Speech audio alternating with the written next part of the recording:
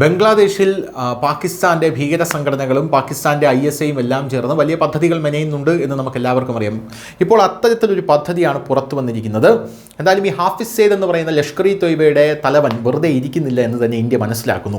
ലഷ്കർ തലവൻ ഹാഫിസ് സെയ്ദ് വെറുതെ ഇരിക്കുന്നില്ല. കിഴക്കൻ പാകിസ്ഥാനിൽ അല്ലെങ്കിൽ ബംഗ്ലാദേശിൽ നിന്ന് ഇന്ത്യക്കെതിരായിട്ടുള്ള ഭീകരാക്രമണങ്ങൾ അയാൾ ആസൂത്രണം ചെയ്തുകൊണ്ടിരിക്കുകയാണ്.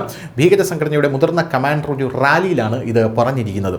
ഒക്ടോബർ 30 പാകിസ്ഥാനിലെ ഖൈർപൂർ തമേവാലിയിൽ നടന്ന ഒരു റാലിയിലാണ് സൈഫുള്ള സൈഫ് ഈ അവകാശവാദം ഉന്നയിച്ചിരിക്കുന്നത്.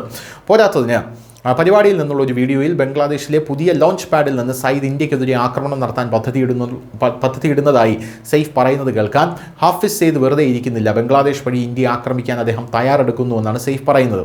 കിഴക്കൻ പാകിസ്ഥാൻ എന്ന് താൻ വിളിക്കുന്ന സ്ഥലത്ത് ലഷ്കർ ഇ തൊയ്ബ തീവ്രവാദികൾ ഇതിനകം തന്നെ സജീവമാണെന്നും ഇന്ത്യക്ക് മറുപടി നൽകാൻ തയ്യാറാണ് എന്നും സൈഫ് കൂട്ടിച്ചേർത്തു.